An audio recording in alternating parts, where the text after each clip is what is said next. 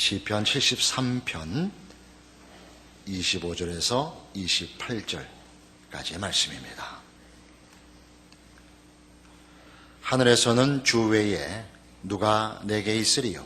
땅에서는 주 밖에 내가 사모할 리 없나이다. 내 육체와 마음은 쇠약하나 하나님은 내 마음의 반석이시요 영원한 분기시시라. 무릇 주를 멀리하는 자는 망하리니 음녀같이 주를 떠난 자를 주께서 다 멸하셨나이다. 하나님께 가까이 함이 내게 복이라. 내가 주 여호와를 나의 피난처로 삼아 주의 모든 행적을 전파하리이다. 우리가 신앙인으로서 삶을 살아가는 현장에서 때때로 우리는 여러 어려움들을 직면하곤 합니다. 그런데 우리가 신앙인으로서 사는 현장에서 직면하는 현실적인 어려움들은 뜻밖에도 우리가 하나님이 누구인가를 몰라서 하나님은 어떻게 역사를 진행하시는가, 하나님은 누구에게 복을 주시는가 하는 것들을 몰라서 모르는 데서 오는 어려움이 아닌 경우가 많습니다. 오히려 하나님이 누구이신가, 하나님은 어떻게 역사와 관계를 맺고 계시는가, 하나님은 어떤 사람을 심판하시고 어떤 사람을 복 주시는가 하는 것을 너무 분명하게 잘 알고 있고 신앙적으로, 신학적으로, 성경적으로 하나님에 대하여 분명한 고백과 확실한 믿음을 가지고 있는데, 우리가 사는 삶의 현장에서 내가 고백하는 그것이, 내가 믿는 그것이, 내가 확신하는 하나님의 어떠하심이 의외로 우리의 삶의 현장에서 먹히지 않고 있다는, 그대로 현실에서 실행되고 있지 않다는 현실을 만나는 데서 오는 어려움입니다. 이것이 아마 우리 신앙인들이 겪는 삶의 현장에서 직면하는 가장 큰 어려움 가운데 하나일 것입니다. 우리 학교의 제 제자 가운데 전도사님 한 분이 결혼해서 작년에 출산을 하게 됐습니다.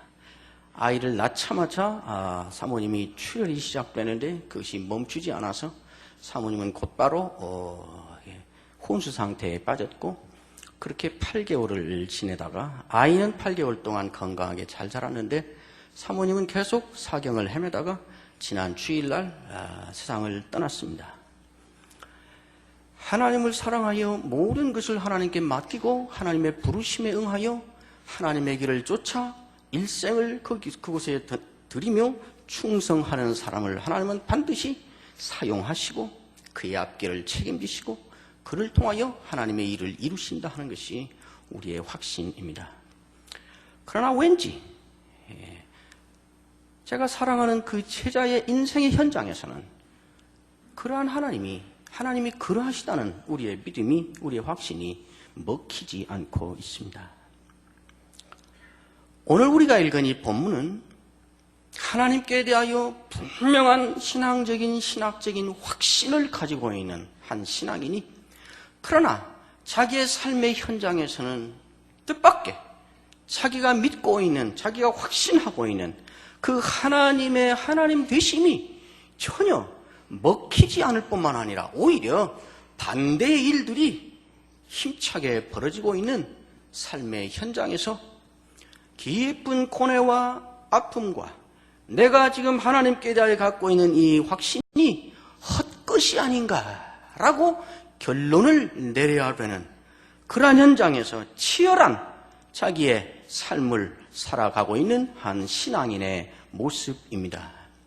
오늘 이 말씀을 통해서 그가 직면한 문제가 무엇인가, 그는 그 문제를 어떻게 치열하게 대응하고 있으며 어떤 결론에 이르고 있는가 하는 것을 오늘 시편 73편을 통해서 한번 추적해보고 확인해보고자 합니다.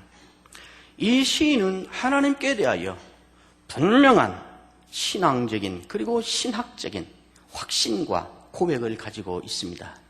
그것을 1절의 첫 마디의 시인은 당당하게 선언하고 있습니다. 1절, 하나님이 참으로 이스라엘 중 마음이 정결한 자에게 선을 행하신다. 하나님은 참으로 진실로 정말로 확실히 그 마음이 정결한 사람, 하나님과 바른 관계를 맺고 살아가는 사람에게 하나님은 선을 베푸신다. 선을 행하신다. 이것이 이 사람이 가지고 있는 고백이고 신학입니다. 그러나 이런 확신을 가지고 있는 이 사람이 자신의 삶의 현장에서 매번 확인하는 사실은 무엇인가? 그것을 3절부터 14절, 거의 이 시편 73편의 거의 반절에 가까운 분량을 할애해서 자기가 매일매일의 삶의 현장에서 확인하는 사실들을 기록하고 있습니다. 3절에 말하기를 이는 내가 악인의 형통함을 보고 오만한 자를 질투하였다. 악인이 형통하는 현실에 이 사람은 살고 있습니다. 그들은 죽을 때에도 고통이 없고 그 힘이 강건하더라. 저렇게 악하게 살면, 저렇게 악하게 살아도 잘 될 수 있지만은, 그러나 최소한 죽을 때라도 벼락을 맞아 죽든지, 죽을 때라도 어디 가다가 객사를 하든지, 죽을 때라도 걔는 잘못됐다, 이런 판정을 객관적으로 내릴 수 있을 만한 증거를 보이고 죽어야 되는데, 죽을 때도 편하게 잘 죽고 고통도 안 당하고 죽고. 5절 사람들이 당하는 고난이 그들에게는 없고 사람들이 당하는 재앙도 그들에게는 없고 어떤 일이 벌어져도 그들은 아무 영향 없이 자기들의 삶을 편안하게 살고 있고, 그래서 교만을 마치 장식품처럼 목걸이처럼 들고 다니면서 자기들이 교만한 것을 자랑하며 떳떳하게 그렇게 살고 있고, 악하고 포악한 것을 옷처럼 입고 다니며 얼마나 잘 먹고 잘 사는지 살이 쪄서 눈이 튀어나올 지경이고,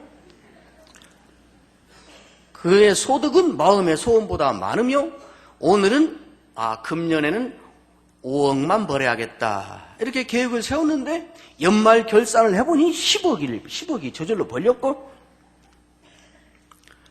그들은 능욕하며 악하게 말하며 높은 데서 거만하게 말하며 그들의 입은 하늘에 두고 그들의 혀는 땅에 두루 다니도다.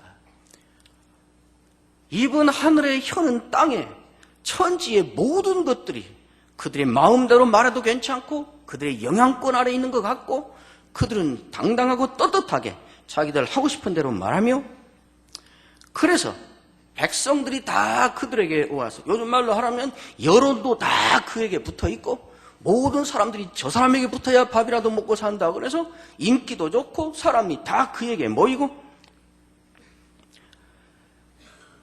그리고 결론을 내려 하는 말이 하나님이 어찌 알랴?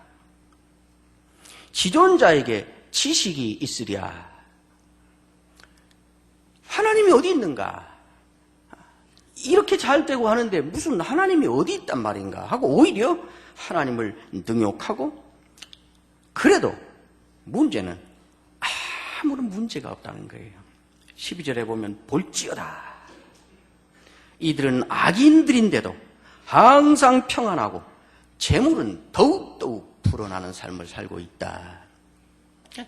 악한 자들이, 하나님과 등을 지고 사는 사람들이, 오히려 하나님을 능멸하는 자들이, 다른 사람들을 억압하고 핍박하고 다른 사람들을 무시하는 이런 악한 자들이, 세상의 도덕 윤리에만 비춰봐도 잘 돼서는 안 되는 사람들이 하나님이 마음이 정결한 자에게 복을 주시고 하나님을 떠난 자들은 심판하신다 하는 것이 확실한 이 신앙인의 삶의 현장에서 전혀 먹혀들고 있지 않다, 그 말입니다.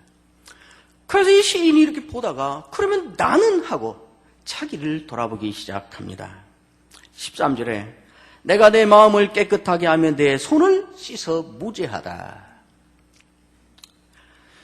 나는 하나님이 그럴지라도 마음이 정결한 자에게 하나님과의 관계를 바로 맺고 살려는 일에 최우선순위를 두고 그렇게 살려고 애쓰는 사람을 하나님은 선하게 하신다. 그에게 선을 베푸신다.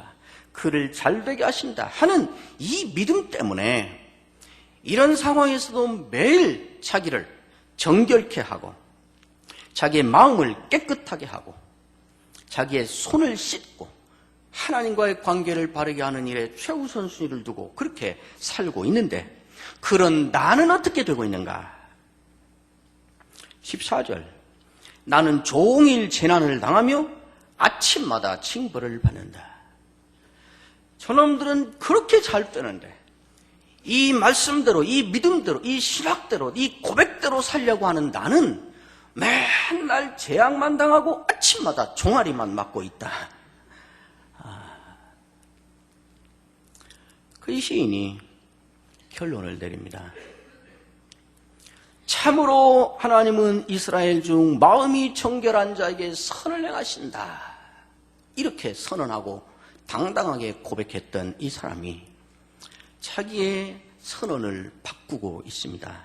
13절 내가 내 마음을 깨끗하게 하며 내 손을 씻어 무죄하다 한 것이 참으로 헛되도다. 내가 갖고 있는 이 믿음이, 내가 확신하고 있는 이 하나님에 대한 이 고백이, 내가 붙잡고 있는 이 나의 신학이 헛것이다. 참으로 그렇다 말한 것을, 아니 참으로 그것은 헛소리다. 이렇게 말하는 데 나가고 있습니다. 우리도 자주 이러한 상황을 경험하게 되고 이 시인의 이 심정이 매우 실감이 나기도 합니다. 그런데 이 시인이 이러한 상황에서 무엇라고 말하는가?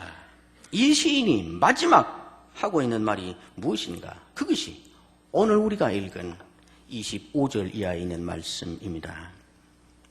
하늘에서는 주 외에 누가 내게 있으리요 땅에서는 주밖에 내가 사모할 이가 없나이다. 내 육체와 마음은 쇠약하나 하나님은 내 마음의 반석이시요 영원한 분깃이시라. 무릇 주를 멀리하는 자는 망하리니 음녀같이 주를 떠난 자를 주께서 다 멸하셨나이다. 하나님께 가까이함이 내게 복이라. 내가 주 여호와를 나의 피난처로 삼아 주의 모든 행적을 전파하리이다. 참으로 희한한 고백을 동시에 하고 있습니다. 내가 갖고 있는 신학은 헛것이다 라고 말할 수밖에 없는 현실에 있는 사람이 어떻게 하늘에서는 주 외에 누가 내게 있으리요 땅에서는 주밖에 내가 사모할 리가 없습니다. 내 육체와 마음은 쇠약하나 하나님은 내 마음의 반석이시요 영원한 분깃이십니다. 무릇 주를 멀리 떠난 자는 망합니다. 음녀같이 주를 떠난 자를 주께서 다 멸하십니다. 하나님께 가까이 하는 것이 내게 복입니다. 내가 주 여호와를 나의 피난처로 삼아 주의 모든 행적을 전파하겠습니다. 무슨 일이 일어난 걸까요? 이 시인이 그런 상황이 있었지만 갑자기 이제 하나님께서 이 시인의 고민을 들으시고 악인들을 다 벼락으로 죽이시고 재앙으로 다 멸하셔서 봐라 네가 말한 대로 됐다 이걸 확인시켜 주신 걸까요? 그렇지 않습니다. 시인이 지금 이렇게 고백을 하고 있는 이 상황에 조금 전에 우리가 본 것과 같은 그 역사적인 현실, 자기 삶의 현장에 아무런 변화도 일어나지 않았습니다.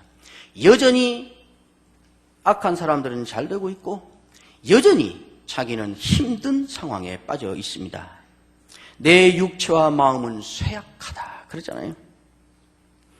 하나님은 내 마음의 반석인 것이 아니라 현실적으로는 하나님은 도저히 믿을 수 없는, 마치 내가 지금 신앙생활 한다고 속아 살고 있는 것과 같이 느껴질 만한 그 현실 속에 여전히 있습니다. 하나님께 가까이함이 내게 복이라. 내가 주 여호와를 나의 피난처로 삼아 주의 모든 행적을 전파하리라. 지금 이렇게 말하는 이 시인이 처해 있는 현실은 상황이 완전히 바꿔져서 하나님이 그의 피난처이시라는 것이 드러난 상황이 아니고, 하나님은 피난처가 아니라 오히려 나를 억울하고 원통하고 의지할 것 없는 삶의 척박한 현장으로 자꾸 나를 내몰아버리는 그런 하나님처럼 보이는 그런 현실입니다. 하나님께 가까이 하는 것이 내게 복인 것이 아니라 하나님께 가까이 한다고 이렇게 사는 것이 세상 물정도 모르고 세상에서 계속 뒤처지고 계속 바보 같은 삶을 살고 있는 사람으로 치부될 만한 그런 상황에 여전히 빠져 있습니다. 그런데 이 시인은 어떻게 그러한 상황에서 이러한 태도를 취할 수 있는가? 어떻게 이런 이율배반적인 그러한 결론에 이를 수 있는가? 자기 자신도 내가 이 믿음 가지고 이 신앙 가지고 이 고백 가지고 이대로 살려고 몸부림치는 것은 헛것이다 라고 말하고 싶어지는, 그렇게 인생을 결론을 내려주고 있는 그 상황에서 어떻게 이런 고백을 소리 높여 할 수 있는 것인가? 이 시인은 어떻게 해서 자기가 이런 결론에 이를 수 있게 됐는가, 이르게 됐는가 하는 것을 진술하고 있습니다. 16절에 시인은 그렇게 말합니다. 내가 어쩌면 이를 알까 하여 생각한즉 그것이 내게 심한 고통이 되었더니 하나님의 성소에 들어갈 때에야 그들의 종말을 내가 깨달았도다. 이 시인은 이러한 받아들일 수 없는 자기의 고백과 믿음과 신학과 신앙을 그대로 인정할 수 없는, 그것이 전혀 먹혀들지 않은 삶의 현실 가운데에서 어떤 태도를 취했는가? 내가 어쩌면 이를 알까 생각했다는 것입니다. 그 생각이 고통이 될 만큼 그 문제를 가지고 고민하며 생각했다는 것입니다. 하나님은 마음이 정결한 사람, 하나님은 신앙대로 살려고 하는 사람, 하나님은 하나님과의 관계를 바로 맺고 사는 일에 최우선순위를 두고 사는 사람에게 선을 베푸시고, 하나님을 떠난 사람, 하나님을 반역하며 사는 사람을 심판하신다는 것이 확실한데 왜 이 삶의 현장에서 하나님의 그러하심이 힘을 못 펴는 것인가? 왜 하나님의 그러한 하나님 되심이, 왜 나의 이 확실한 나의 신학이 이 현장에 먹혀들지 않고 있는 것인가? 왜 반대일이 이 삶의 현장에서 이렇게 왕성하게 펼쳐지고 있는 것인가 하는 이 문제를 가지고 생각했다는 것입니다. 그 생각이 자기에게 고통이 될 만큼 그렇게 생각을 했다는 것입니다. 우리의 문제는 어쩌면 생각하지 않은 데에 있을 것입니다. 우리는 생각하지 않고 느끼려고만 하는 경향이 있습니다. 내 마음에 느껴지는 대로 판단하고 내 감각이 감각하는 대로 결정하는 그러한 습성이 있습니다. 생각해야 됩니다. 이런 일이 일어났을 때 내 마음에 이것은 아니다라고 느껴지니까 그 느낌을 근거로 하나님은 없다 이리 가는 것이 우리의 큰 잘못입니다. 우리가 믿는 하나님과 우리가 현장에서 경험하는 하나님 사이에 언제나 깊은 괴리가 있습니다. 우리가 잘못 믿어서도 아니고 하나님, 우리가 믿는 그런 하나님이 아니어서도 아니고, 어쩌면 하나님께서는 우리가 배운 지식으로가 아니라 우리의 삶의 현장에서 치열한 삶을 통해서 생각하고 고민하면서 나의 삶으로 그 하나님을 체득하도록 하기 위해서 하나님은 때때로 우리를 이런 삶의 현장으로 내모시는 것이라고 생각합니다. 우리는 하나님에 대하여 배운 대로 암송하고 줄줄줄줄 필기시험 답안 쓰듯이 암송해내고 그것으로 끝날 일이 아니고, 우리가 그렇게 믿고 있는 하나님이, 우리가 그렇게 고백하고 있는 하나님이 전혀 딴판인 모습으로 우리의 삶의 현장에 펼쳐질 때 이것이 왜 그런 것인가? 그것을 괴로워하며 번민하며 고통스러워하며 생각해야 됩니다. 이 시인이 두 번째 한 일이 있습니다. 내가 하나님의 성소에 들어갔다, 그렇게 말합니다. 아마 이러한 상황이 펼쳐지면 대부분의 사람들은 큰 상처를 받고 하나님께 대하여 배신감을 갖고 이제 마치 욥의 아내처럼 이 지경이 됐으니 그냥 속이라도 후련하게 한번 퍼붓고 끝내버려. 그리고 아마 실컷 하고 싶은 말 다 쏟아내고 퍼붓고 하나님은 더 이상 없어. 있다고 해도 나하고는 관계없는 것이 분명해. 아마 이렇게 결론하고 떠나버리곤 합니다. 그러나 이 시인은 그러지 않았습니다. 고민하고 고통스럽게 이 문제를 풀어보려고 생각했을 뿐만 아니라 성소에 들어갔다 그럽니다. 성소는 하나님의 임재가 있는 곳, 하나님의 말씀이 있는 곳, 하나님에 대한 예배가 있는 곳, 하나님을 향한 기도가 있는 곳, 어쩌면 하나님의 가슴팍을 향하여 더 헤벼 파고 하나님을 향하여 들어가는 그러한 삶의 현장에 대한 상징적인 비유적인 표현이기도 할 것입니다. 하나님께 상처를 받을 때가 자주자주 있습니다. 하나님이 나를 매일매일 재앙만 내리고 아침마다 총알이만 치고 계신다. 이렇게 하나님이 우리의 삶 속에서 많이 서운해질 때가 있습니다. 그러나 그때에도 우리가 해야 될 일은 그러니 하나님은 없다. 그러니 하나님은 나를 사랑하지 않는다. 라고 결론 내리고 관계를 끊고 떠날 일이 아니고 하나님의 가슴팍을 향하여 더 파고 들어가야 되는 것입니다. 하나님 왜 이러십니까? 하나님은 과연 이런 분이십니까? 그의 말씀을 깊이 파고 들어가고 하나님께 나아가서 하나님 이것이 무슨 연유입니까? 아뢰어보고 살펴보고 그의 임재 앞에 나아가는 것이 우리에게 필요한 것입니다.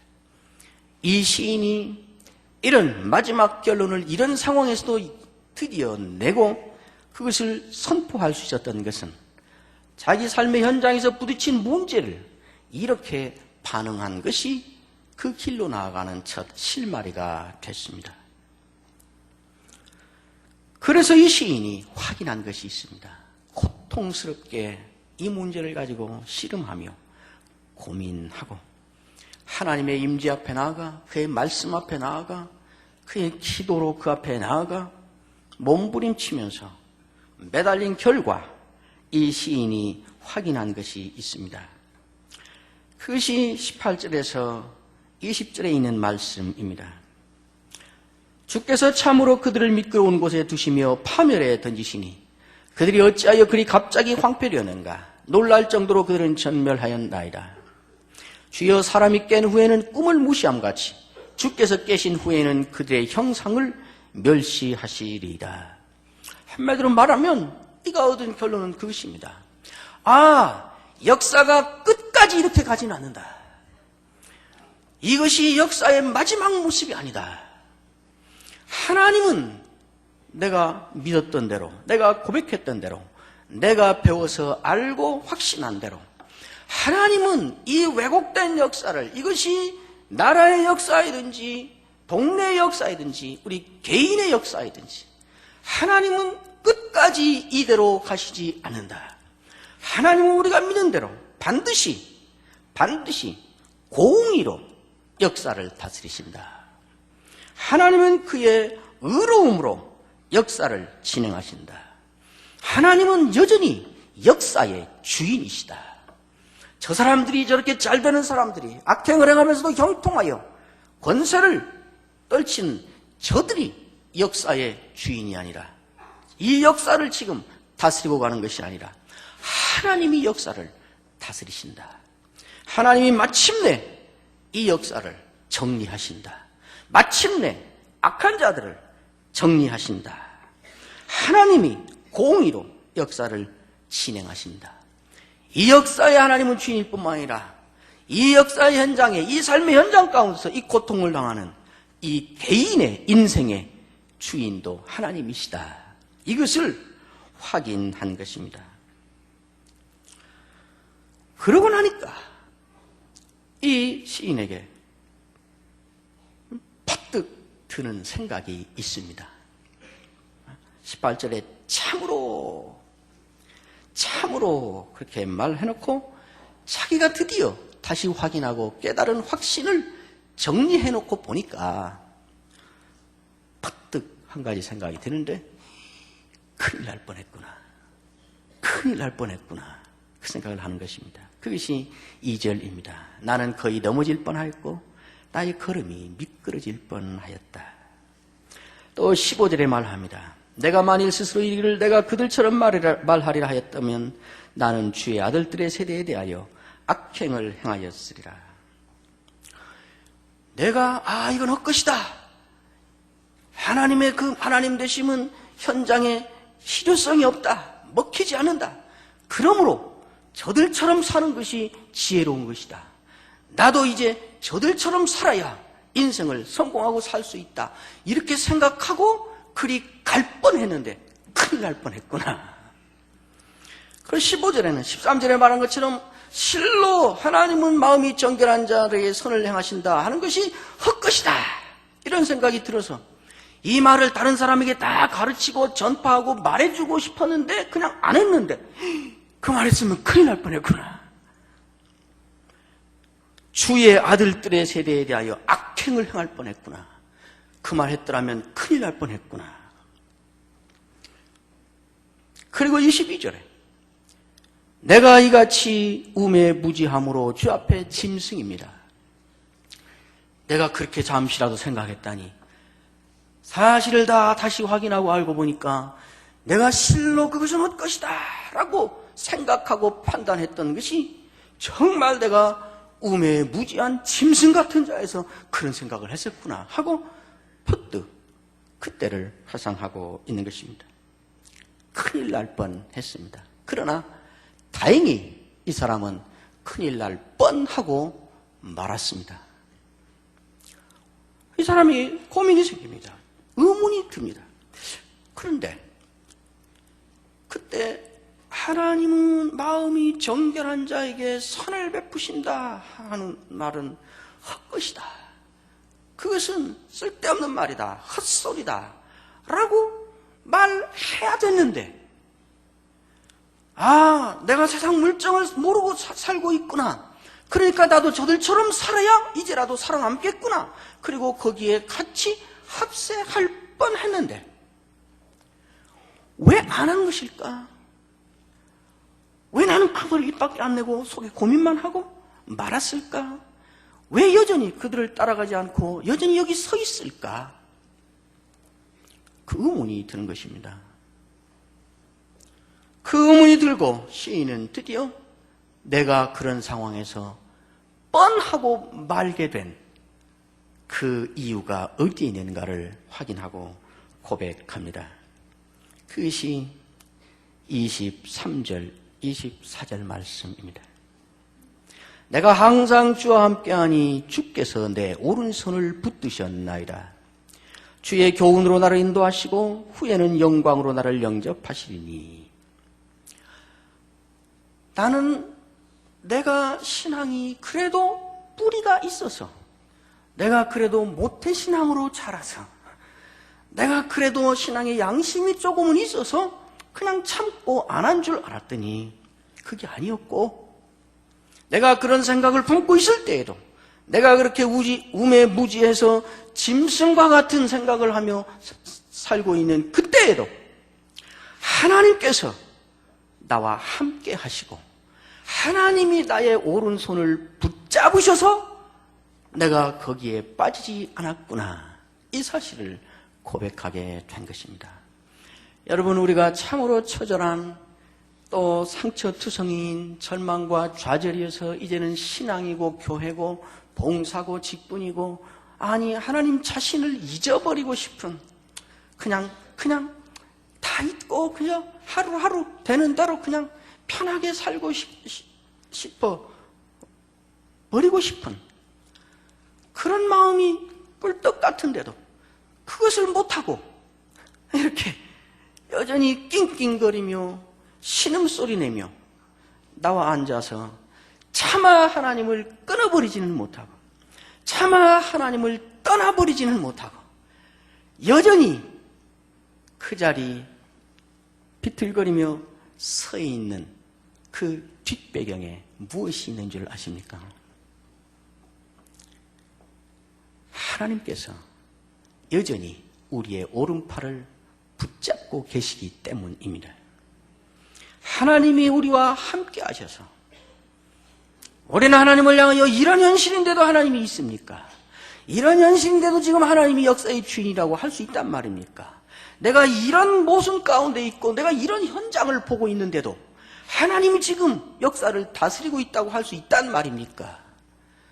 내가 믿고 있는 모든 것이 헛것 아닙니까? 라고 말하고 있는 그 순간에도 하나님이 항상 우리와 함께 하셔서 내 오른팔을 붙잡고 있어서 지금의 이 모습을 유지하고 있다는 것을 아십니까?